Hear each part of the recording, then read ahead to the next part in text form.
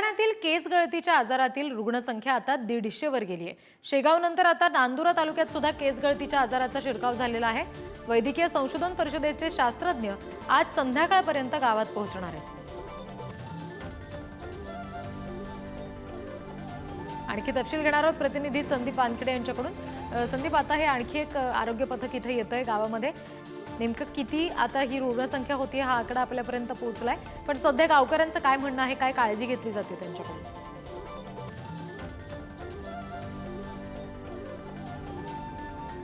15 दिवसापासून हा आजार जो आहे या ठिकाणी उद्भवायला सुरुवात झाली होती। मात्र 15 दिवसापासून विविध पथकं या गावामध्ये जे दाखल झाले आहेत। आरोग्य विभागाला अजूनही हा आजार कुठला आहे या संदर्भात निष्कर्ष लागलेला नाहीये।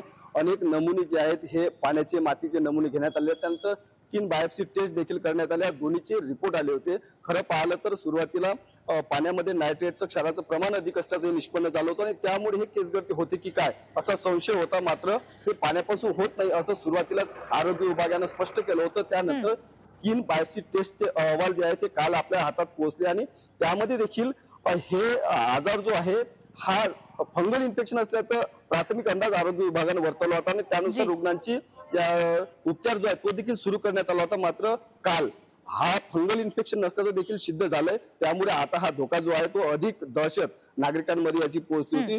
खरं तर 11 शेगाव तालुक्यातल्या 11 गावांमध्ये आधी हे रुग्ण जे आहे आढळले होते आणि आता याच आजाराचा शिरकाव जो आहे नांदुरा तालुक्यामध्ये झाल्याचं पाहायला मिळतंय। नांदुरा तालुक्यामधलं वाडी हे जे गाव आहे या वाडी गावामध्ये काल 7 रुग्ण आढळलेले आहेत आणि अधिक धोकादायक माहिती जर आपण पाहिली तर सुरुवातीला डोक्यावरच्या केसांची गळती या ठिकाणी होत होती, मात्र आता दाढी आणि मिशीचे देखील केस गळती या ठिकाणी होत आहे आणि धोका जो आहे तो प्रचंड प्रमाणात आता वाढलाय। दहशत या ठिकाणच्या नागरिकांमध्ये पाहायला मिळतं। आरोग्य विभागाकडून 15 दिवस उलटले तरी अजूनही त्या ठिकाणी निदान लागत नाहीये। आज जे आहे सायंकाळपर्यंत ICMRचं पथक जे आहे दिल्लीवरून संभाजीनगर पर्यंत आता पोहोचल्याची माहिती मिळत आहे आणि सायंकाळपर्यंत हे पथक जे आहे हे देखील त्या गावामध्ये दाखल होण्याची शक्यता आहे।